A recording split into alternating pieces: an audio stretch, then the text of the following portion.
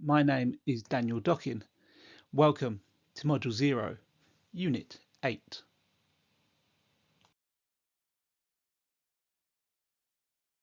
Unit 8 introduces the key legislation that applies directly to invasive non-native plant management. We'll look at the laws covering the spread of invasive plants, the handling of contaminated soils and plant waste, and even the safe use of herbicides. Some legislation varies across the UK, so always check jurisdiction.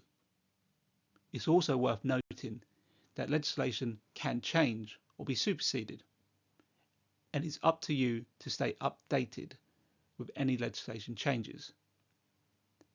Any legislation identified in this video are current at the time of production.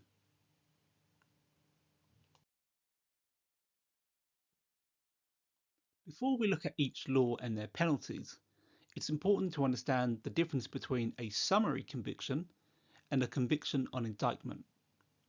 A summary conviction is heard in lower courts, magistrates' courts in England, Wales and Northern Ireland, and a sheriff's court in Scotland. These are used for less serious offences. Fines are capped and prison sentences are often shorter, normally between 6 or 12 months, depending on the law. A conviction on indictment is more serious. These cases are heard in higher courts, such as the Crown Court or High Court. Here, the penalties increase significantly, with unlimited fines and longer prison terms. This framework applies across all invasive non-native plant legislation that we'll be covering. The key point is that breaches are treated as criminal offences. Even minor breaches can result in prosecution.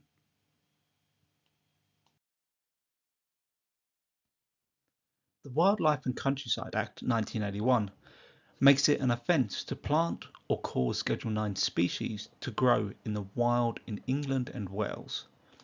For specialists, this means careless site practices such as moving contaminated soil or failing to control propagules could count as causing spread.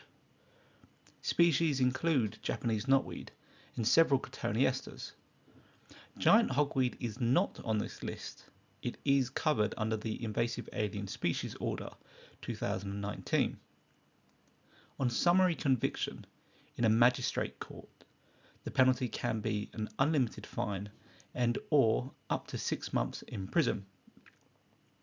On indictment in a higher court, the penalties increase to an unlimited fine and or up to 2 years imprisonment. Historically, a summary conviction was capped at £5,000, but since 2015, fines are now unlimited thanks to the Legal Aid, Sentencing and Punishment of Offenders Act 2012. This means breaches are taken seriously, and even relatively small offences can carry criminal penalties.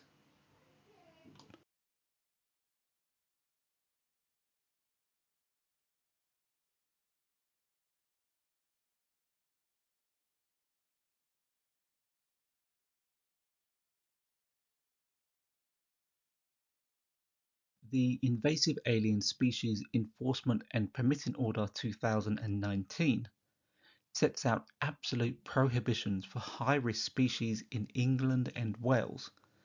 It is an offence to import, keep, sell, propagate or release these species.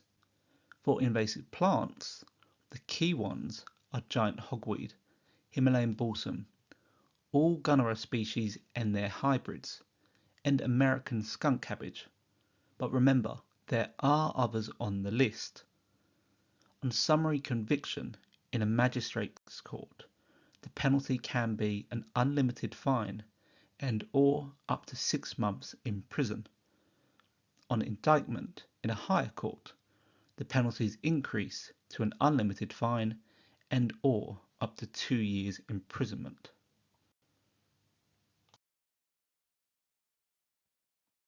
The Invasive Alien Species Enforcement and Permitting Order Northern Ireland 2019 operates a different invasive species framework to the rest of the UK. It uses an order based on the EU regulations, but crucially, Northern Ireland has added several invasive plants of local concern that are not on the EU list. This means species like Japanese knotweed are also fully regulated in Northern Ireland. Under the Northern Ireland Invasive Alien Species Order, it is an offence to keep, grow, transport, sell, exchange, or release any of the listed species. The penalties mirror other UK nations, with fines up to £5,000 on summary conviction and unlimited fines on indictment. The key point for practitioners is that Northern Ireland uses the EU Invasive Alien Species Framework, but with its own expanded schedule. So the regulated species differ from England and Wales. Always check the Northern Ireland specific schedule, because the legal obligations and the species lists are not the same across the UK.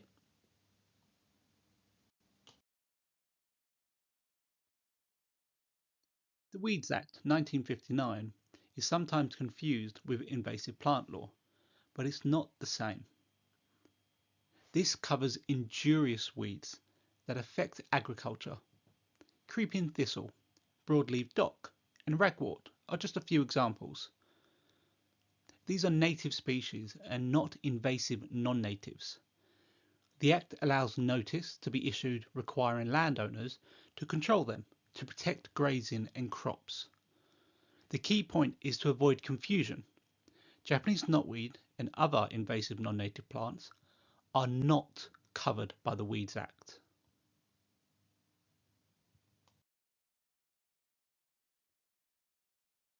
The Environmental Protection Act 1990 defines invasive plant soils and arisings as controlled waste.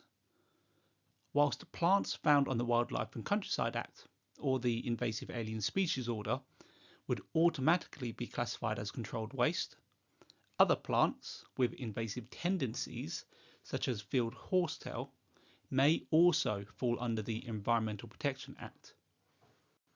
If you are in doubt, always seek advice from the EA or landfill, ensuring you are doing your due diligence when dealing with invasive plant material.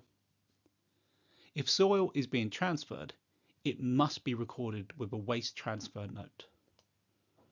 On summary conviction, the fine can be up to an unlimited amount and or 2 years imprisonment. On indictment, penalties increase to an unlimited fine and or up to 5 years imprisonment. As a specialist, documenting waste handling properly is essential.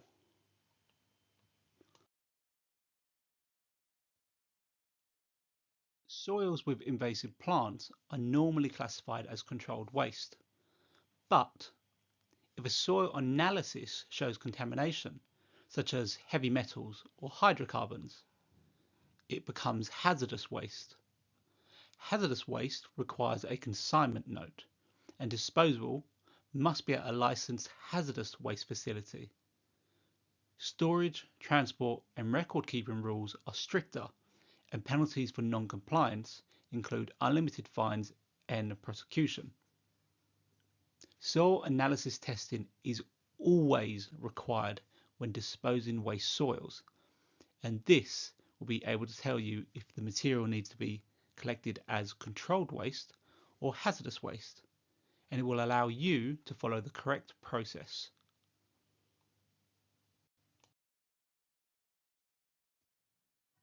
Historically, herbicide use in the UK has been controlled under the Control of Pesticide Regulations 1986.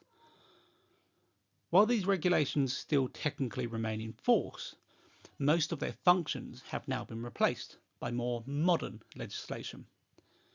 Today, the key frameworks are the Plant Protection Products Sustainable Use Regulations 2012 and the Official Controls Regulations 2020, which focus on certification, competence, and business registration. The Health and Safety Executive's Code of Practice for Using Plant Protection Products brings these regulations together, which sits under COSH, or the Control of Substances Hazardous to Health. Employers must carry out risk assessments, provide training and PPE, and keep records of assessments and applications. The HSE Code of Practice for Using Plant Protection Products sets out the practical requirements for safe use, storage and transport of herbicides. Only products authorised under the control of pesticide regulations can be used, which ensures they have been assessed for safety and effectiveness. Also, following the product label is a legal requirement. It defines where, when, and how herbicides may be applied.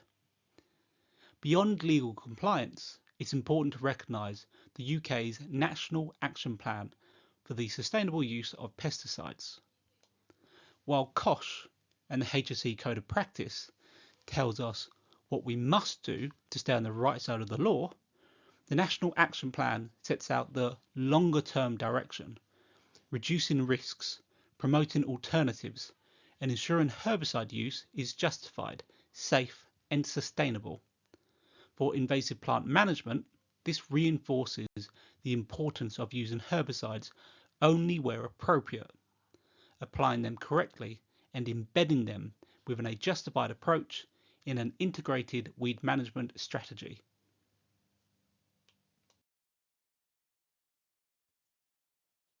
The Antisocial Behaviour, Crime and Policing Act 2014 gives police and local authorities powers to address antisocial behaviour.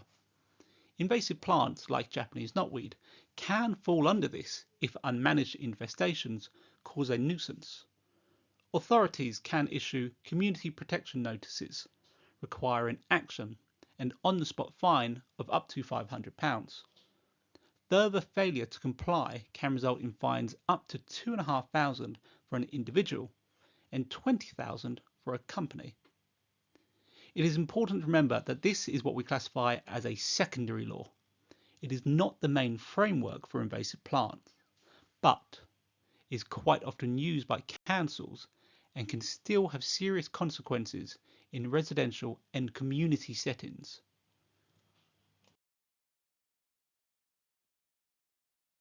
Other regulations can also affect invasive plant management. These include the Infrastructure Act, the Waste Management Licensing Regulations, the Plant Protection Products Sustainable Use Regulations, and in some cases, common law, especially on nuisance disputes. These aren't covered in detail in this module. Instead, they are explained in the PCA Code of Practice for Invasive Non-Native Plants and in advanced PCA training courses. Legislation is broad, and specialists must be prepared to investigate and stay up to date as the industry evolves. Now we've reviewed several different pieces of legislation across the UK, you may be thinking to yourself, what's the difference between an act versus an order? Well, in summary, the Wildlife and Countryside Act and the Invasive Alien Species Order differ most clearly in how they are enforced. The Wildlife and Countryside Act relies on court-based enforcement. A prosecution usually needs to show that someone has caused a listed plant to grow in the wild, which often requires demonstrating intent, a disturbance, or a clear action. This makes the Wildlife and Countryside Act offences harder to prove. The Invasive Alien Species Order, on the other hand, is enforced directly by agencies such as DEFRA or DERA in Northern Ireland. A lot of offences under the Invasive Alien Species Order are strict liability offences, meaning that intent does not have to be shown. Simply keeping, transporting, or releasing a listed species can be enough. Because agencies can also issue special control orders, enforcement is quicker and more direct. So, the simple difference is this. The Wildlife and Countryside Act is enforced mainly through the courts and requires stronger evidence. The Invasive Alien Species Order is enforced by specialist agencies and is often much easier to prosecute.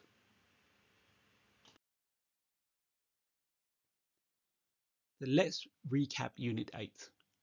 We've looked at the headline legislation that applies across the UK. In England and Wales, the main law is the Wildlife and Countryside Act 1981. In Scotland, the headline legislation is the Wildlife and Natural Environment Act 2011, or the Wain Act. In Northern Ireland, the equivalent law is the Wildlife Order 1985. Across England and Wales again is the Invasive Alien Species Order 2019. In addition, we also covered waste, which is covered by the Environmental Protection Act 1990, and associated hazardous waste. The authorisation of herbicides framework is governed by the Control of Pesticide Regulations 1986, but the use of herbicides is regulated by COSH and further supported by the HSE Code of Practice for plant protection products.